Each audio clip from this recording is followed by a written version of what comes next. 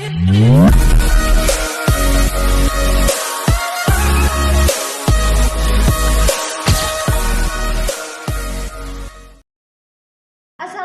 warahmatullahi wabarakatuh. Salam Om Swastiastu, Namo Buddhaya, salam kebajikan, salam pramuka. Salam. Baik kakak-kakak, di sini kami akan mengadakan acara podcast. Yang ini sebelumnya udah pernah ada podcast ya kakak-kakak? Ya ada. Oke, di sini ada wajah-wajah baru. Sepertinya saya yang paling baru di sini. Sebelumnya perkenalkan, nama saya Arin Nuhanovia Putri RD dari angkatan 13. Di sini saya tidak sendiri, melainkan ditemani oleh pemateri dan narasumber yang sangat kece-kece. Mungkin alangkah baiknya kalau perkenalannya itu perkenalan sendiri-sendiri. Kalau saya itu kesannya kayak kurang ngena banget, jadi mendingan langsung perkenalan dari yang cowok dulu deh. Baik, terima kasih atas kesempatannya. Perkenalkan, nama saya Muhammad Wajah Sidik. Saya dari angkatan 11. Kalau di pramuka, kalau angkatan perkuliahan angkatan 20. Itu. Perkenalkan, nama saya Sohifatur Rahmah, biasa dipanggil Sohi atau Kak Sohi, sering dipanggilnya seperti itu. Saya dari angkatan 12 di pramuka, di kuliah dari angkatan 21. Urut ya, dari angkatan 10 ada angkatan 10 sana ya? 11. Angkatan 11. Angkatan 11 ada, angkatan 12 ada, ini angkatan 13. Jadi 11, 12, 13 urut. Saya yang paling muda, makanya saya yang paling imut. Oke, langsung aja. Ini tuh podcastnya dengan tema kreatif, inovatif, dan pramuka yang berproduktif. Jadi di sini tuh sebelumnya saya mau tanya-tanya nih, tim kreatifnya dari Pramuka UTM juga penasaran banget. Kak Fajarnya sama Kak Sohinya ini mulai join aktif pramuka itu sejak kapan? Kalau saya pribadi, saya tuh aktif pramuka dari kelas 8. Kelas 8 itu kelas berapa? Kelas 2 SMP. Ya, sampai sekarang. Kalau Kak Sohinya? Kalau saya tuh dari SD, cuman SMP-nya gak aktif. Jadi aktif lagi itu di SMA kelas 1 sampai sekarang. Jadi udah lama banget nih kakak-kakak semua. Terus ini kan udah join ke Pramuka UTM juga. Ini untuk Kak Fajarnya tadi jadi apa ya? Saya kebetulan jadi ketua Dewan Rajana yang Putra. Wih, keren banget. Untuk Kak Sohinya? Saya sebagai komandan Briksus. Wih, ini kan udah Pramuka UTM yang angkatan 13. Angkatan 13 ya, bener ya? Ya kan saya yang paling muda. Oke, ini ada KDR yang angkatan 13, ini ada Komandan Briksus yang angkatan 13. Mungkin Kak Fajarnya bisa ceritain tuh gimana periode ini tuh gimana? Mulai anggotanya tuh gimana, terus dewannya tuh gimana, seperti itu. Baik, terima kasih. Di sini kita akan memasuki tahun ke-14 ya. 14. Ini 13 yang baru, 14 ini OTW sedang berjalan. Untuk kegiatannya itu kita mulai ada pembaruan di kegiatan. Contohnya seperti latihan rutin yang misal kemarin-kemarin 1 minggu sekali, sekarang jadi 1 bulan sekali, karena melihat kondisi dan dari teman-teman. Nggak mungkin kan sekarang kan anak-anak kalau diajak latihan terus itu mungkin bosan dan sebagainya. Kita adakan 1 bulan sekali, tapi tidak memungkinkan bahwa kita di bulan-bulan atau di minggu-minggu yang kosong itu kita nganggur, enggak. Tapi ada kegiatan lain seperti tadi ada kegiatan renang kan tadi. Terus besok juga ada kegiatan badminton. Seperti itu. Jadi kita enggak hanya di bidang kepramukaan saja, melainkan ada di bidang keolahragaan, atau teman-teman ada bakat apa nanti kita wadahi, seperti itu. Ini kan udah ada dari KDR-nya. Terus gimana dari sudut pandang Komandan Briksusnya ini? Kalau dari saya ya? Ya. Sebenarnya untuk yang tahun ini sih sudah bagus ya. Sudah ada perubahan. Dari tahun-tahun kemarin tuh juga bisa dibilang sekarang nih masa-masa perubahan gitu. Dibilang kayak merintis baru lagi sistemnya. Jadi keren sih buat yang sekarang. Jadi semoga juga untuk kedepannya tuh perubahan ini tetap diterapkan tapi tambah oke, bukan tambah menurun gitu. Oke. Iya ini kakak-kakak, jadi pramuka UTM ini kan yang awalnya itu kemarin kan COVID-19 Iya. kan. Ya karena Jadi COVID itu tadi jadi perubahan kan. banyak perubahan. Iya. Jadi sekarang tuh banyak banget acara yang dialihfungsikan ke offline semua gitu. Menurut kakak-kakak ini tantangan terbesarnya ketika beralih fungsi itu gimana? Untuk tantangannya itu ya banyak ya, karena saya sendiri kan angkatan COVID ya, kuliahnya online, semuanya serba online. Bahkan saya diklat dulu itu online. Oh iya, online? Iya. Pakai Zoom gitu? Pakai Zoom, pakai Gimit, apa kita mendengarkan pemateri dari sampai ada celetukan bahwa pramuka kok online gitu. Oh, iya. Itu loh kayak saya tuh, aduh kok gini banget gitu. Yang biasanya Waktu podcast kotor-kotor. pakai pramuka? Apa podcast? Apa itu namanya? Waktu Zoom? Iya pakai lengkap. Oh, Kalau iya. saya pakai lengkap, nggak tahu kalau teman-teman yang lainnya. Kalau saya pakai lengkap, selalu pakai lengkap. Dari mulai baret meskipun di dalam rumah itu. Jadi peralihan itu sangat kerasa ya. Karena memang kita sebagai manusia kan kalau sudah diberi kenikmatan kan terleha-leha ya, terlena, sehingga lupa bahwa eksistensi pramuka itu sebenarnya harus di luar ruangan seperti itu. Jadi sulitnya karena adaptasinya tuh mungkin kaget ya kami yang angkatan online ini untuk beralih langsung offline. Tantangannya itu lebih greget yang di offline seperti itu. Oke. Kalau Kak Sohi ini kan kalau nggak salah itu ada offline-nya juga ada online-nya. Ya, pada zaman saya itu hybrid. Oh itu. Tapi kerasanya ya online gitu. Lebih banyak online-nya. Karena kegiatan untuk offline-nya tuh apa gak kelihatan, kurang kelihatan gitu. Jadi karena mungkin lebih sering ke online-nya gitu. Tapi setelah di sini kan yang angkatan 13 ya Kak Fajar ya? Ya. Tahun 2023 itu kan pengalih fungsian dari online ke online offline, sekarang offline full. Itu gimana ya, tantangan banget gitu loh, apalagi buat seorang KDR ya. Wih. Tantangan banget gitu. Tantangannya tuh antaranya ya di antara anggotanya gitu. Kenapa yang biasanya terbiasa dengan online sudah terlena dengan online dihadapkan dengan yang situasinya offline langsung bertemu kan ada yang kadang males, sering rebahan gitu kan ya. Tapi alhamdulillahnya anak-anak pramuka tuh keren. Diajak offline, diajak kotor-kotor, mau buktinya tadi diajak renang banyak kan yang tadi. Banyak banget. Sampai kolam renang tadi full beneran. Apalagi itu kan hari ini tuh ya Kak. Kan hari ini tuh kan hari libur ya kan. Iya. Udah hari libur, anak pramuka itu yang join juga udah banyak banget. Jadi kayak tambah banyak. Jadi tuh tadi sampai antri-antri ya Bang maksudnya. Keren sih. Keren. Kayak effortnya tuh effort banget. Oke, kan ini udah cerita tuh kalau Kak Fajar sama Kak Sohnya tuh bener-bener aktif banget di pramuka. Nah, kalau Kak Fajar sama Kak Sohnya ini tuh motivasi apa yang membuat Kak Fajar sama Kak Sohnya tuh kayak aktif banget sama pramuka? Siapa dulu nih? Saya. Ladies first, ladies first. Banyak ya kalau mau bicara kan lebih kayak manfaatnya buat kita kan gitu ya. Banyak sih, dari buat diri sendiri, buat kita untuk menghadapi lingkungan luar.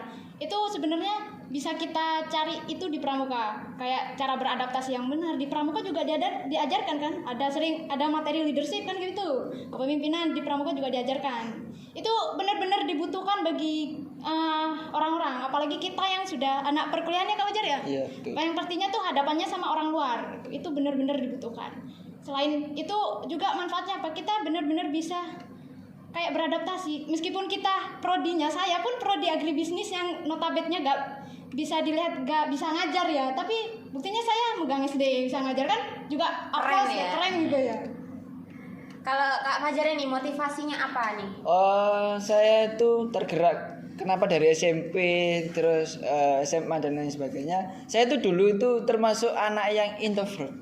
Oh, pendiam gitu. Pendiam. Kayak saya. Kayak kalau ditunjuk guru itu saya tuh nggak mau gitu. Tapi ketika saya dimasukkan, karena saya tuh dulu kan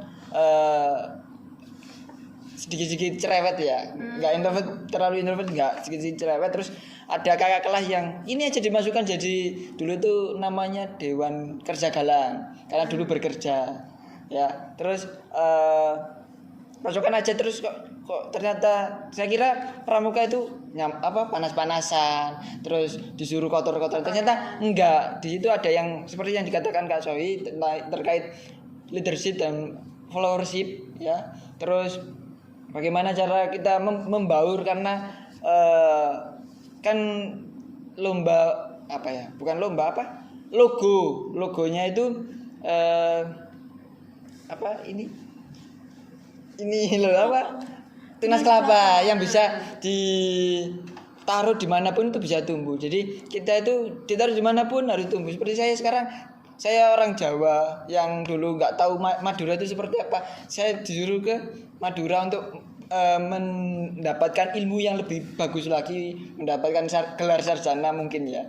Tapi semoga saja mendapatkan gelar sarjana. Kemudian kita harus beradaptasi dengan budayanya, dengan bahasanya, dengan karakternya. Jadi sebisa mungkin kita bisa mencari itu di pramuka seperti itu. Tapi nggak hanya di pramuka, mungkin di organisasi lain juga mengajarkan yang sama. Tapi ini yang saya rasakan di pramuka itu sendiri.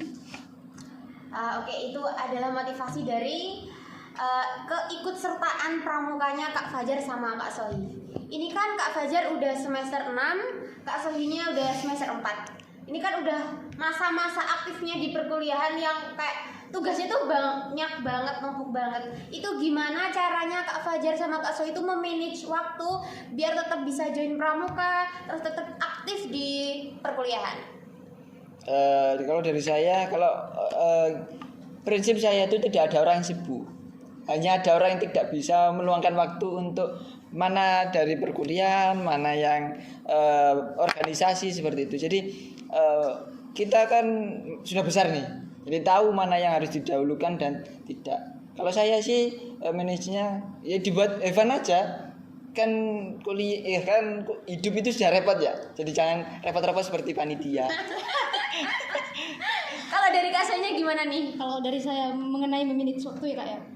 Kalau dari saya itu sama saya kayak Kak Fajar yang disampaikan, cuman kalau saya itu lebih memilih mana sih yang lebih urgent dan penting, itu harusnya yang didahulukan. Dan apalagi kalau kita sudah terjun dalam organisasi, baik kita mengikuti 10 organisasi pun, kalau sudah terjun berarti kita harus siap menerima tanggung jawab di dalamnya. Otomatis kita tidak boleh meninggalkan salah satunya gitu.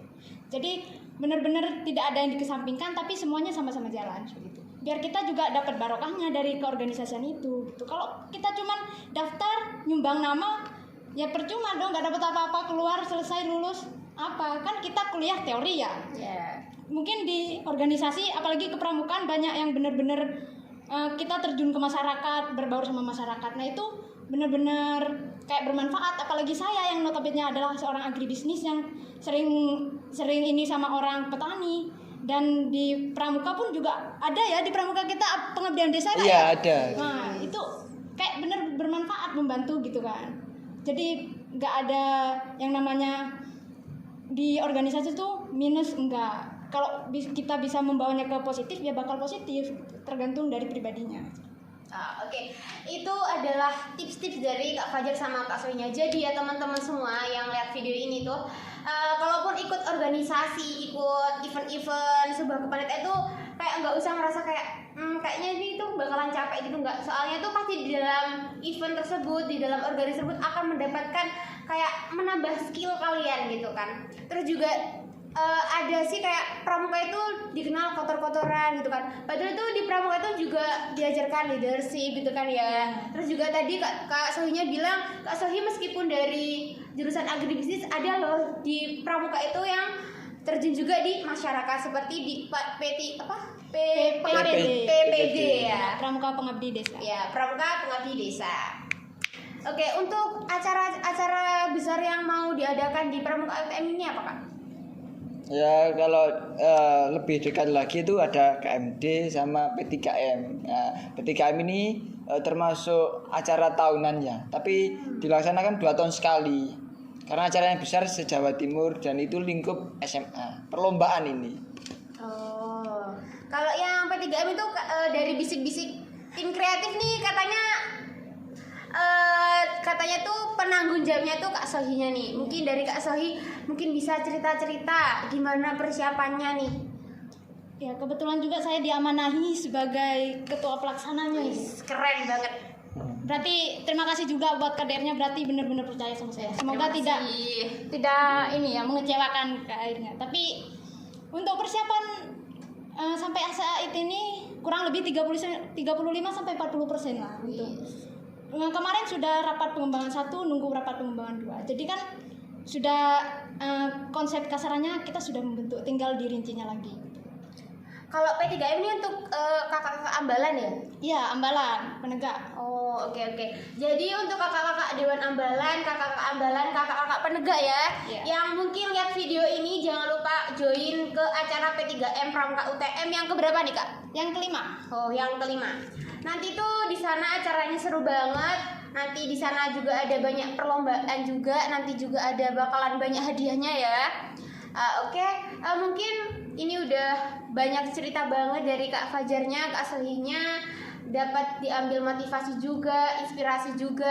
Mungkin sebelum menutup ini, mungkin dari Kak Fajarnya apa dari Kak Selihnya ada kayak pesan dan kesannya untuk anggota Pramuka UTM. Kamu dulu aja. Kalau jadi Kayaknya malu-malu nih. Kayaknya banyak banget pesan yang ingin disampaikan. Tidak banyak yang bisa saya sampaikan ya, intinya ketika kakak-kakak sudah bergabung di organisasi maka raihlah apa yang menjadi tujuan kakak sekalian. Enggak hanya yang disampaikan saya tadi numpang nama, nambah CV dan lain sebagainya. Jadi kalau sudah terjun ya nikmati prosesnya. Hantaman ombak yang keras dan lain sebagainya itu hanya sebuah proses. Seperti yang pernah dikatakan oleh Kak Lulu, kalian nggak apa ya nggak ngerasain sekarang gitu loh. Ketika kita dihadapi masalah seperti ini, nanti yang lebih dahsyat itu ketika kalian terjun di masyarakat seperti itu. Jadi mungkin kakak pernah merasakan hal masalah di sini itu masih kecil, ketika sudah terjun di masalah itu makin besar dan kompleks seperti itu. Jadi mungkin bisa diambil pelajarannya dari permasalahan yang ada di kuliah dan organisasi seperti itu. Dari Kak Selihnya ada pesan nggak sih ini? kok saya jadi deg-degan Kayaknya dari hati banget ini pesannya. Jadi buat saya tuh pesannya kalau sudah masuk ke sebuah organisasi tetap berjuang sampai akhir, karena itu keputusan kalian untuk bertanggung jawab di sana. Ingat bahwasanya perjuangan itu tidak akan tidak akan menghasilkan, tapi akan menghasilkan.